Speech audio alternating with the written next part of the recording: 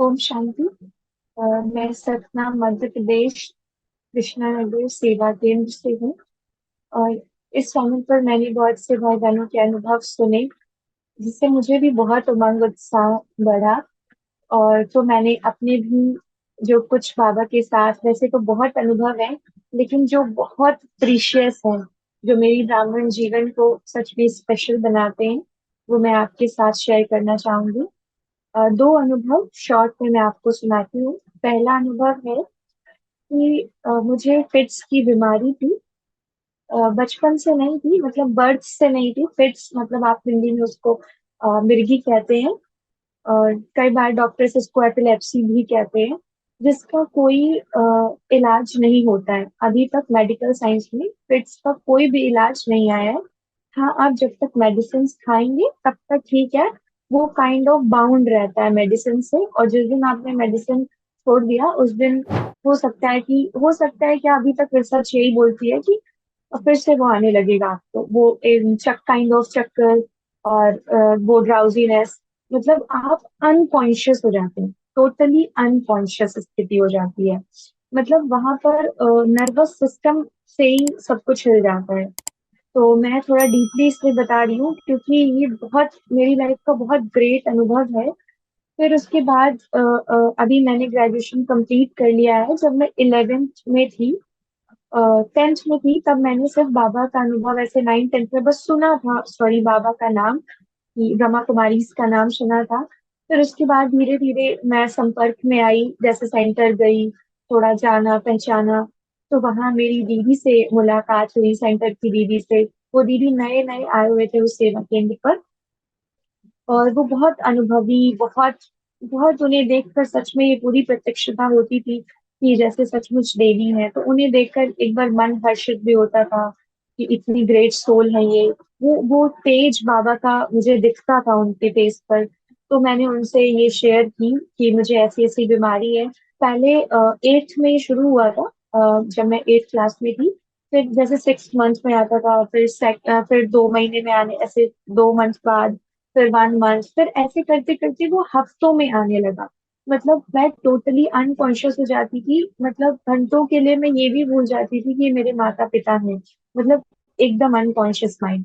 तो और फिर जब होश आता था, डॉक्टर एनेस्थीसिया देकर या कुछ भी कैसे भी करके, या फिर एक टाइम के बाद अपने आप होश आ जाता था बिना दवाइयों के भी। जैसे अगर 3 4 घंटे बॉडी एकदम डेड की तरह है, उसके बाद आपको अपने आप ही कॉन्शियस हो जाएंगे आप। तो बस आंसू निकलते थे, सिर्फ आंसू निकलते थे कि अब मैं कुछ कर नहीं पाऊंगी। डॉक्टर ने स्पेशली मना किया कि आपको मैथ्स सब्जेक्ट नहीं लेना है, आप साइंस से मत करो, आप ऐसे ही कुछ कुछ भी करके अपना पढ़ाई पूरी कर लो, काम चला लो, बस ऐसा था। पर मैं बहुत शौकीन थी, मुझे पढ़ने लिखने का बहुत शौक। मैंने अपना सारी स्टोरी मैंने दीदी को सुनाई। दीदी ने कहा कि 21 दिन की भर्ती करो। तब मुझे कुछ नहीं पता, बस मैंने भर्ती नाम सुना और बाबा रूम गई। दीदी से ये सारी बातें करने के बाद बाबा से बहुत प्रेम का अनुभव। बस मैं ना ब्रह्मा बाबा को जानती थी, ना मैं शिव बाबा को जानती थी, ना मैंने कोर्स किया था। बस मुझे ये बोला गया था कि ये बाबा रूम है, भगवान है ये। ठीक है, तो अब मैं उनके पास बैठी बाबा रूम में, और घंटों बीत गए। बस मुझे बाबा से इतना प्रेम का अनुभव, वो आज हम जो परम धाम में जाके बाबा से अनुभव करते हैं, वो अनुभव उस दिन बाबा रूम में हुआ। तो बस आंखों से आंसू ही आ रहे थे कि कुछ समझ नहीं आ रहा था। मतलब एकदम स्तब्ध अवस्था थी आत्मा की, ऐसा महसूस हो रहा था। फिर मैं जब घर आई तो माता पिता तैयारी कर रहे थे कि अब हमें बॉम्बे जाना है। डॉक्टर ने सजेस्ट किया है कि वहाँ कोई ऑपरेशन होगा, यहाँ नर्वस सिस्टम का, शायद, बहुत शायद है कि ठीक हो सकता है कहीं हद तक, लेकिन उसमें भी दवाइयाँ लेनी पड़ेंगी 4 साल कंटिन्यूअसली। उसके बाद फिर डॉक्टर कुछ हो सकता है। तो साइन वाइन सब कुछ हो गया था, डॉक्टर से बात हो गई थी, लेकिन इधर मैं सेंटर से घर पहुंची और मैंने अपने माता पिता को बोला कि मुझे थोड़ा टाइम दीजिए। और मुझे ना एक बाबा मिला है जो सब सारी बीमारियां दूर कर देता है। तो माता पिता बहुत शॉक्ड थे कि ये कैसी बातें कर रही है। अब उस समय मैं 11th क्लास में थी। तो मैंने बोला कि आप मेरे ऊपर ट्रस्ट करके देखो, अगर इस हफ्ते चक्कर आया तो आप बेशक आप चलना, और being a middle class family, parents को भी बहुत दिक्कत हो रही थी। वो इलाज कराना इतना आसान नहीं था जितना आसान आज बाबा का बनने के बाद ये अनुभव सुनाना हो गया है। तो फिर पूरी तैयारी करने के बाद, कर्ज लेने के बाद, और अभी ज्ञान नहीं था, लौकिक में कन्याओं का बहुत ही होता है, पराए घर जाना है, शादी कोई करेगा नहीं करेगा, इसको फिट्स आते हैं, कहीं भी आ जाता है। मतलब आप गाड़ी नहीं चला सकते हो, आप बाहर जा नहीं सकते हो, मतलब हर पल का टेंशन है। तो मैंने कहा अगर ये सब मैंने चैलेंज दिया, और मुझे कुछ नहीं पता, ऐसा लग रहा था बस सच में करण करावनहार बाबा करा रहा है और मैं बस निमित्त बनकर किए जा रही हूँ। तो मैंने उनको चैलेंज दिया, 1 हफ्ते नहीं आएगा तो फिर अपन चल देंगे। ठीक है, उन्होंने मेरा चैलेंज स्वीकार किया, और मैंने एक स्थान पर, एक समय पर 21 दिन की भर्ती की। और भर्ती में भी यू कैन बिलीव कि मैंने ऐसा कुछ नहीं किया कि भगवान से शक्तियां आ रही हैं, मुझे समा रही हैं और मेरी ये बीमारी ठीक हो रही। बस मैं बैठी रहती थी, मुझे कुछ अलग ही लेवल की अनुभूति होती थी। जैसे एक टीनेजर बच्चे को बहुत प्यार की जरूरत होती है ना। तो आज दुनिया के बच्चे इधर जाते हैं उधर जाते हैं, लेकिन मुझे वो फीलिंग, वो प्यार, वो स्नेह बाबा से उसी वक्त मिलता था। और बस वो 1 घंटा कैसे निकल जाता था कुछ पता नहीं। तो यहाँ पर मैं ऐसे स्पेसिफिकली, क्योंकि ज्ञान में तो थी नहीं, तो पता नहीं था कि इतना सब कुछ करना होता है फिर बीमारियां ठीक होती। वो तो अभी जब ज्ञान में आने के बाद इतना सब कुछ पता चला कि बीमारी को ऐसे क्योर किया जाता है। बस सुप्रीम सर्जन के रूप में बाबा को देखती थी, और अनुभव करती थी कि ये मेरी दवाई का टाइम चल रहा है, बस ये दवाई चल रही है और ये बीमारी ठीक हो जाएगी इन 21 दिनों बाद। तो फिर चैलेंज जैसा कि मैंने किया था, उन 21 दिनों में एक बार भी चक्कर नहीं आया। तो मेरा कॉन्फिडेंस और हाई लेवल का हो गया। फिर माता पिता भी बहुत शॉक्ड हुए कि ये कौन से बाबा और किसके चक्कर में पड़ी है, आखिर काम तो हुआ। फिर उसके बाद मैं ब्रह्मा बाबा की फोटो ले आई, और मुझे एक प्यार होने लगा, ब्रह्मा बाबा के प्रति सम्मान और शिव बाबा से प्यार। तो फिर धीरे धीरे और ज्ञान की गहराइयों में जाती गई कि कौन है शिव बाबा, कौन ब्रह्मा बाबा। जो मुझे ठीक कर रहा है वो मुझे पहचानता नहीं, मैं उसे पहचानती नहीं, लेकिन वो मुझे ठीक कर रहा है। फिर उसके बाद 21 दिनों के बाद, और 1 हफ्ते और लगा लीजिए हिसाब, फिर बहुत जोर का चक्कर आया। और ऐसा वो था, ऐसी स्थिति कि मैं बुक्स लेकर अपनी छत पे जा रही थी, और छत में बाउंड्री नहीं थी। तो मुझे तो कुछ पता नहीं होता है, अनकॉन्शियस हुई, वो चक्कर आया, मतलब वो फिट्स आया, और मेरा आधा पैर बाउंड्री के उस पार, और हाथों में किताबें, और मतलब लोअर बॉडी बाउंड्री के उस पार और अपर बॉडी इसी तरफ, मतलब छत के इस पार। ये दृश्य बगल वाले पड़ोसी ने देखा। जब वो उन्होंने देखा तो वो नीचे शॉप है, तो वो आए, बोले कि आपकी बेटी की तो ये स्थिति है, जब आप लोग जानते हैं तो क्यों जाने देते हैं अकेले पढ़ने के लिए। ठंडियों का समय था।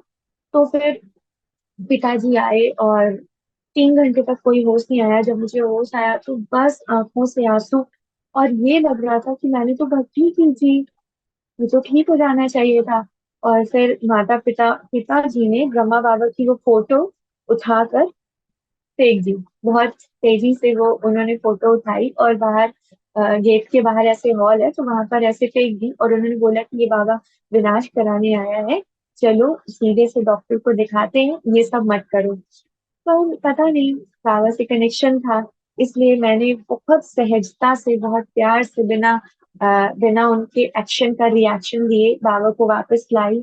मैंने कहा बाबा मुझे नहीं पता, पर मुझे आपसे बहुत अच्छी फीलिंग आ रही है, अब मैंने आपको भगवान स्वीकार लिया है। अब आप मुझे आगे बताओ क्या क्या करना है, जो मुझे इनका विश्वास जीतना होगा। फिर एक बार मैंने शुरुआत की, पूरा ज्ञान की गहराइयों में जाकर 7 डेज का कोर्स किया, अमृत वेला उठना शुरू किया, मुरली पढ़ना शुरू किया। और धीरे धीरे धीरे धीरे करते करते, वो बहुत एक लंबी यात्रा है, पर अनुभव में सिर्फ सार रूप में बता रही हूँ कि आज ये स्थिति है कि आज मैं अमृत वेला 3 बजे उठती हूँ। तो वो वही पिता माता जिन्होंने जिन्होंने अगेंस्ट थे, जो जो ऑपोजिशन थे, एंटी थे, आज वो 2 बजे उठते हैं, इवन मेरे से भी पहले। तो आज पूरा परिवार सिर्फ इस अनुभव से ज्ञान में है कि जो वो लोग कहते हैं, मैंने देखा है जिनको फिर साथ में उनकी पूरी लाइफ स्पॉइल हो गई है, ना वो चल सकते हैं ना वो बैठ सकते हैं ना। लेकिन आज वो आत्माएं मुझे देखती हैं तो वो बोलती हैं कि आपकी बेटी को तो भगवान ने ही पाला पोसा बड़ा किया और उनकी परवरिश भी आज भगवान ही करता है। ये दूसरी आत्माएं कहती हैं, और माता पिता भी ये स्वीकार कर चुके हैं, ये हमारा कोई बच्चा नहीं है, ये सचमुच भगवान का है और वही लाया और वही अपना कार्य करा रहा है। फिर दूसरा अनुभव हिसाब किताब का ही, कि वैसे तो और भी बहुत सारे पेपर आए, क्योंकि जब हम भगवान से प्यार करते हैं तो वो परीक्षा ना ले ऐसा हो नहीं सकता। और वही परीक्षाएं हमें सचमुच बाबा से और कनेक्शन गहरा करती हैं। फिर दूसरा अनुभव कि कुछ सालों बाद ही, जैसे ही सब कुछ अच्छा चल रहा था, ब्राह्मण परिवार भी सब कुछ मतलब ब्राह्मण जीवन भी पूरा परिवार ज्ञान में आ चुका था, और निमित्त बाबा ने इतना ये बीमारी को बनाया। और फिर दूसरी अचानक प्रॉब्लम आई, शोल्डर डिसलोकेशन की। ये जो राइट शोल्डर होता है, जैसे बाबा कहते हैं अव्यक्त वाणियों की में कि नस तड़क जाएगी, वैसा होगा। तो वैसे ही अब शोल्डर डिसलोकेशन, मतलब मैंने सोचा भी नहीं था स्वप्न में भी कि शोल्डर भी डिसलोकेट हो सकता है।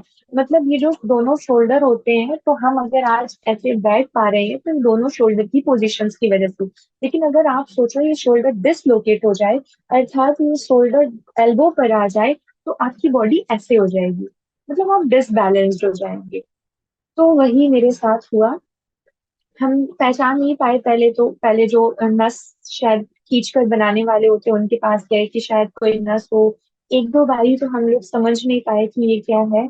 और इतना दर्द कि बस यही अनुभव होता था कि बाबा पता नहीं कितने विक्रम एक साथ में जो विनाश हो रहे हैं, इतना दर्द। लेकिन सिर्फ आंसू, आंखों में आंसू होते थे, रात रात जाग कर मैं पार कर देती थी, और दिल में सिर्फ बाबा होता था। कोई बात नहीं, बाबा है ना, बाबा है ना। दर्द सहन नहीं होता था, रोती थी, आंसू आते थे, लेकिन बस ये था विश्वास कि बाबा ने वो पार किया है ना तो ये भी पार करेगा। अब कैसे करेगा बाबा जाने। एक बार रात में सोते सोते बस ऐसे शायद हाथ ऊपर हुआ होगा, तो वो शोल्डर डिसलोकेट हो गया। फिर तीसरी बार हुआ था, और फिर 1:30 बजे थे रात के। एज इट इज आप हिल भी नहीं सकते, जैसे शोल्डर डिसलोकेशन होता है, सांस लेने में भी दिक्कत दिक्कत होती है। मतलब आप ऐसे कर रहे हो, ये बहुत बड़ी बात है, मतलब आप अपनी फिंगर भी नहीं हिला सकते हो, इतना दर्द होता है। तो फिर पूरी रात मैंने सिर्फ योग किया, बाबा को याद किया, आंसू रुक नहीं रहे थे। फिर पूरा मतलब फिर 10 बजे, जब आप सोचो रात के 1:30 बजे से लेकर सुबह 10 बजे, फिर पिताजी ने बोला कि चलो हॉस्पिटल चलो। जब डॉक्टर से मिले ऑर्थोपेडिक से, तो उन्होंने कहा कि आप लोग कहाँ थे अभी तक, ये बहुत बड़ी प्रॉब्लम है, और इसका इलाज अगर जल्दी नहीं कराया गया तो जो उन्होंने बोला कि ये जो शोल्डर में जो हमारी शोल्डर पकड़ के होता है, बक्कल होते हैं जो बॉडी के, वो उन्होंने बोला कि ये इसकी हड्डियां पूरी घुल चुकी हैं, मेल्ट हो चुकी हैं हड्डियां। तो अब ये पकड़ नहीं पा रहा, इसीलिए शोल्डर डिसलोकेट हो रहा है। तो अभी आप लोग कहाँ थे जो आप लोग अभी आए हैं जब ये पूरी हड्डियों का ये मसला हो चुका है। तो उन्होंने क्या किया, एनेस्थीसिया देकर एक बार में एक दिन बेहोशी की हालत में रखकर, दूसरे दिन उन्होंने वो तो ठीक कर दिया, मतलब जैसे भी करके, और एक दिन का 16,000 रुपीज लिया। फिर लगा कि बाबा ये कैसे होगा। फिर तो वो दर्द ऑलमोस्ट खत्म हो चुका था, फिर उन्होंने बैंड लगा दिया था, तो ऑलमोस्ट वो खत्म हो चुका था, पर था सेंसेशन था। फिर उसके बाद मैंने कोई योग नहीं किया, मैं बस बाबा से बातें करती थी कि कौन सा हिसाब किताब है जो अभी तक भी नहीं चुकता हुआ, और इतनी कम उम्र में। कि एक होता है कि मैच्योरिटी आ जाती है कि कोई बात नहीं, अभी तो बहुत कुछ झेल चुके हैं, तो ये भी ठीक है। लेकिन बहुत बहुत बस रोना आता था, और सिर्फ बाबा से रोती थी, किसी से अपना दुख नहीं रोती थी, इवन माता पिता के सामने भी नहीं। वो जबरदस्ती का आंसू आ जाते थे जब अनकंट्रोलेबल होता था, बाकी सिर्फ बाबा से ही रोती थी। फिर ऐसे ही मतलब 8 बार ऐसा हुआ, जिसमें से 3 बार हम लोग पहचान नहीं पाए कि ये शोल्डर डिसलोकेशन है। बाकी 5 बार हम लोग इंस्टेंट डॉक्टर के पास जाके हमने ये कराया। और आप सोचो हर बार 15-16 थाउजेंड अचानक डॉक्टर सडन से ले लेते थे। वो कहते थे कि इसका यही होता है। अब जब ये हुआ कि ऐसे कैसे चलेगा, आखिर कब तक दे पाएंगे, इतने इतने पैसे और इतनी सेवा हर बार कैसे दे पाएंगे। तो फिर मैंने कहा बाबा, अब ये लास्ट टाइम हो रहा है। उस वक्त मैं स्कूटी में थी, और स्कूटी जैसे ही पार्क की थी, कॉलेज में पहली बार स्कूटी चलाई थी, उसी दिन वो हुआ था। और सोचो, मतलब सच में बाबा अपने बच्चों को पलकों में रखता है। आप सोचो, वो रोड में भी हो सकता था। पहली बार मैंने स्कूटी चलाई थी, कॉलेज जा रही थी एग्जाम देने, और बाबू को भली भांति पीछे तो बिठाया था। मैंने बोला था आप कस के पकड़ के बैठो और मैं चला रही हूँ, ये हमारी पहली राइडिंग है। तो एग्जाम हॉल में एग्जाम भी नहीं दे पाई थी, तभी हो गया था ये। फिर हम लोग हॉस्पिटल गए, फिर यही पूरी प्रक्रिया हुई।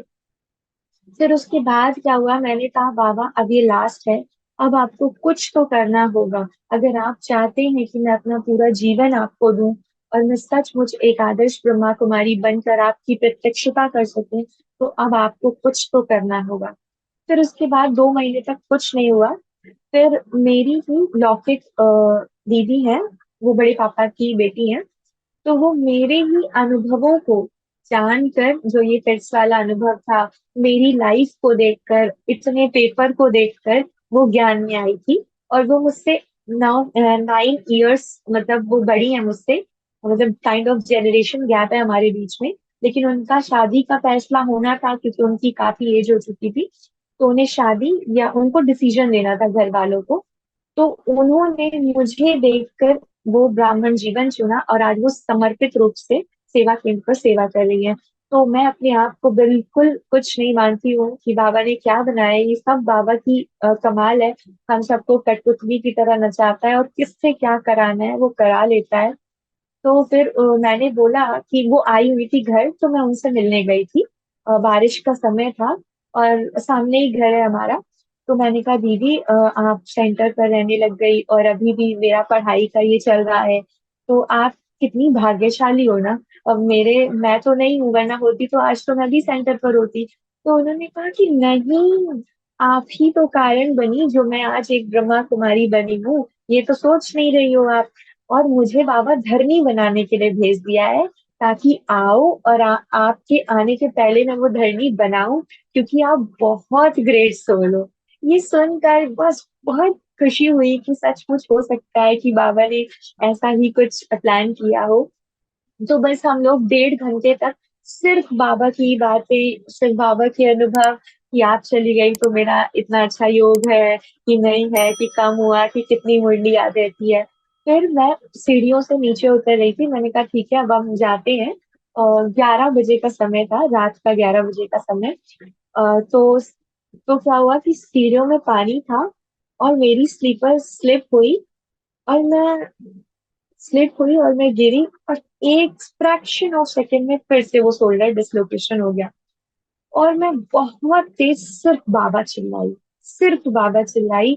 मतलब तन मन धन दिमाग संबंध संपर्क में, सिर्फ दिल से वो, शायद वो आवाज मैं एक्सप्लेन भी नहीं कर सकती हूँ कि वो कैसी आवाज थी। और बहुत तेज चिल्लाया, इतना तेज मैं बाबा चिल्लाई कि सामने वाले घर में मम्मी पापा भोजन कर रहे थे उस वक्त। तो पापा और मम्मी दोनों निकल के आए कि हुआ क्या। और मम्मी मेरे से दूर खड़ी थी, वो मेरे पास नहीं आ रही थी।